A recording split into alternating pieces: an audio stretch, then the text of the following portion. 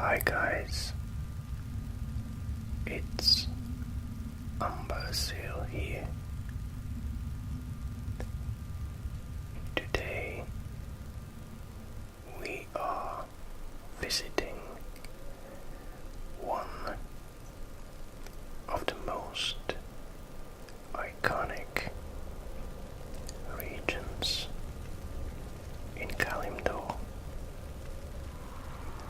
Durotar.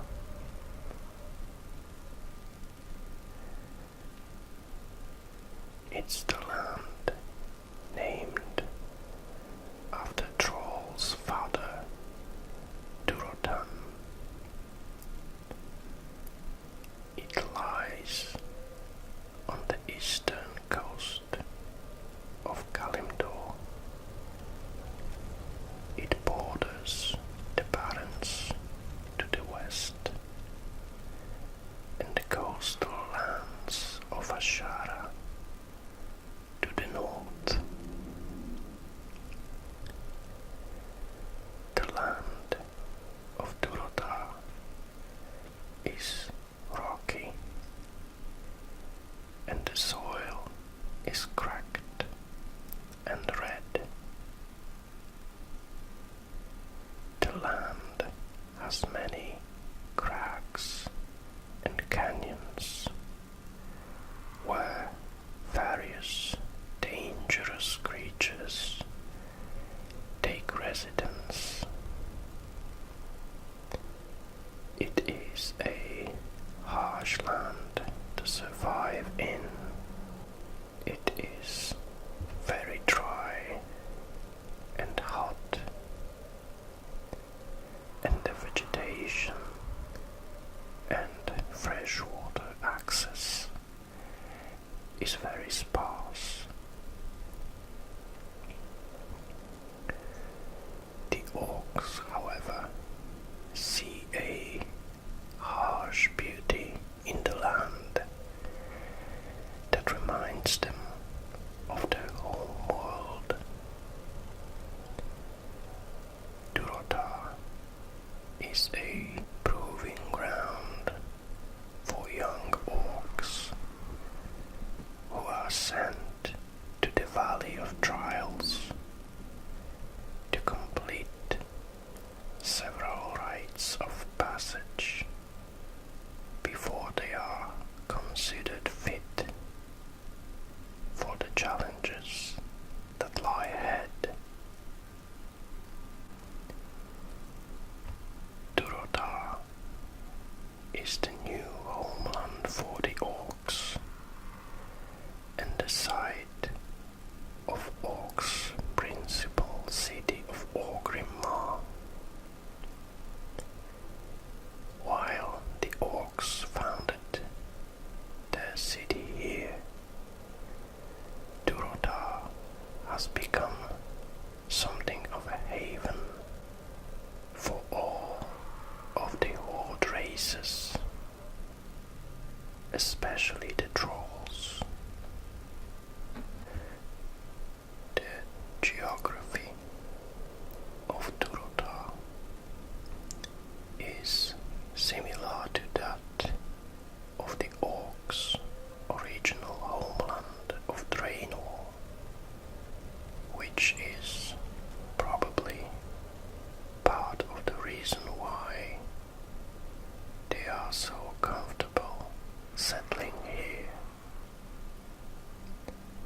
The land is dry, baked red by the sun, and littered with cacti and watering holes. The landmass itself is a long expanse separated from the mainland Kalimdor by the South Fury River. Durotar is south of Ashara, so the southern tip of Durotar ends at the Great Sea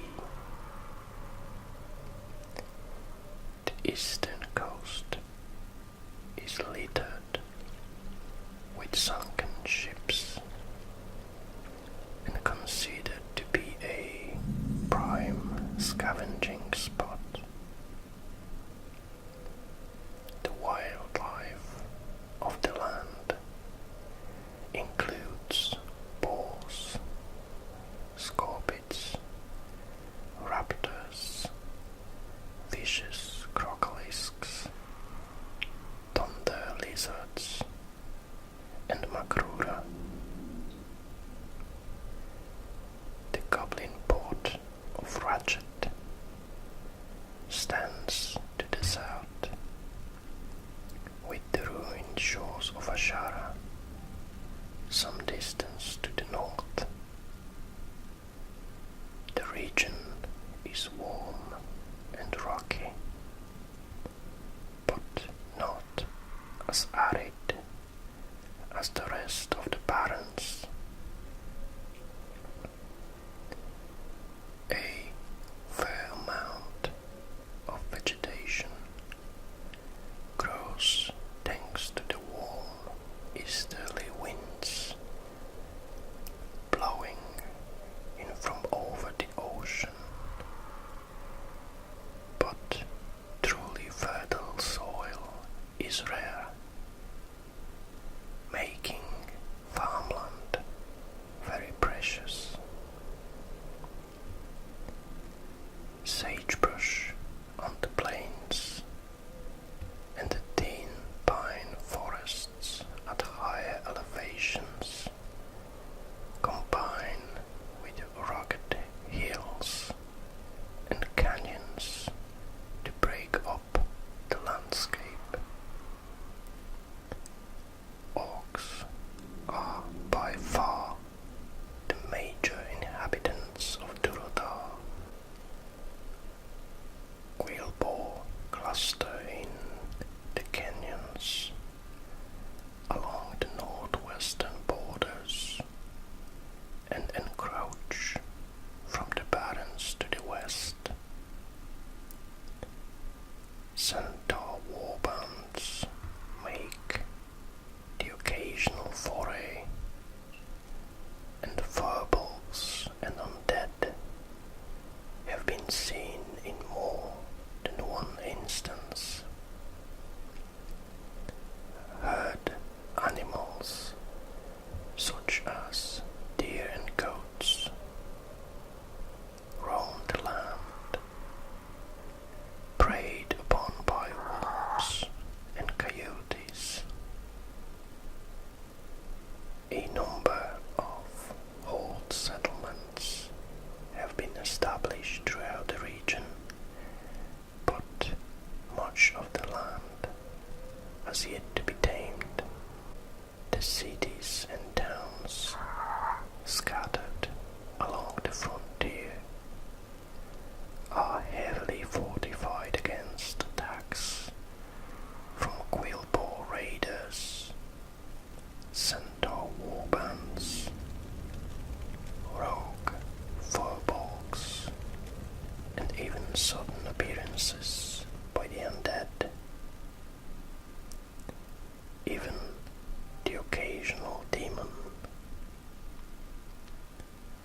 Caravans are the common targets, creating a strong market for caravan guards.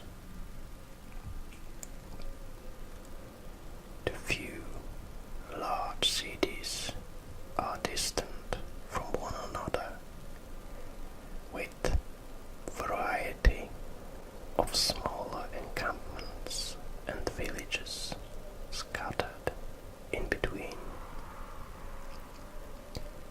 Given that Durotar is the orcs' new homeland, horde races and independents are welcome throughout the region. Alliance races risk their lives when they venture into Durotar. In the middle of the region stands a fortified bastion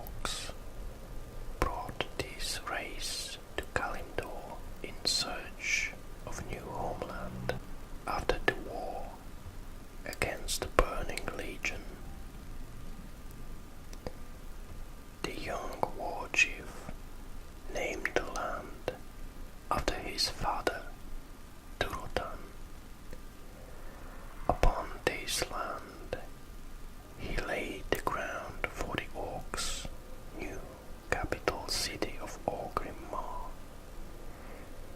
named for the previous war chief and hero of the Horde. The Quilboar were tenacious in their attempts to stave off the Horde's incursion,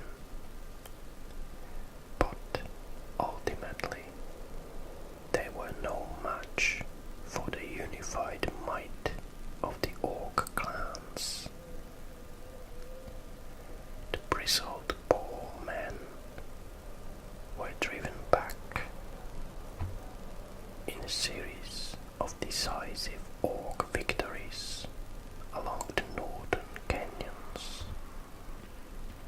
and ultimately pushed to the most remote regions of Durotar, and even into Barrens. The Orcs claimed the coastal realm as their own, but the Quilboar vowed to reclaim it someday. The Orcs gained valuable allies in the Darkspear Trolls, and also forged an alliance with the Tauren by assisting Cairn Bloodhoof and his people in driving away the marauding Centaurs from their lands. Noted explorer Bran Bronzebeard had this to say about the Durotar when he visited it. Durotar is the most populated of all Horde-controlled regions, as well as their cultural center. Here, young orcs, Tauren and trolls study shamanism and hunting. There is a strong sense of unity here, although a number of Horde members are disturbed by the growing presence of the Forsaken in their lands. I expect this central point for the Horde to also be a major battlefield, and that I would be attacked on sight. I couldn't have been more wrong. Most of the people here are trying to live normal lives, focusing on agriculture and spiritual pursuits. That doesn't mean the gods didn't try to rough me up, but after I put the first couple of them on the floor, the rest were smart enough to realize they would be dead if I wanted them to be. After that, most of the people left me alone. A few were even willing to talk to me. I suspect some of them had never seen a dwarf before. Just prior to the events of the Cataclysm,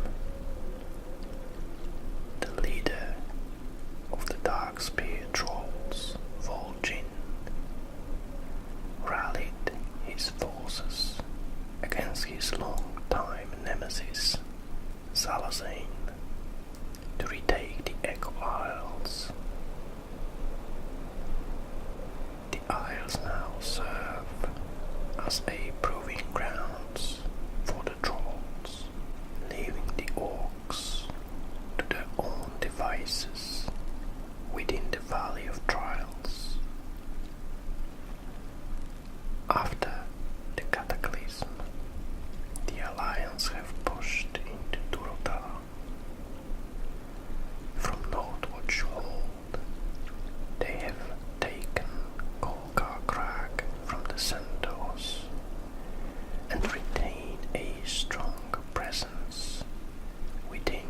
guard keep. The Horde have not sat idly by, however, and the most glaring proof of this is the total rebuilding of Orgrimmar from the ground up. Bladefist Bay is now riddled with fortifications all the way to the capital, and the Zeppelin towers have been moved inside the walls of the city. Horde forces are attacking the Burning Blade clan at Skull Rock. Even with the build-up and fighting, the Valley of Trials has been made more accommodating for young orcs. New amenities such as the inn and training dummies were added. Parts of Durotar were irrevocably changed during the events of the Cataclysm. Both Dry Gulch Ravine and Thunder Ridge were flooded, and more water damage is evident from the flooding along Scuttle Coast and the disappearance of much of the road from Razor Hill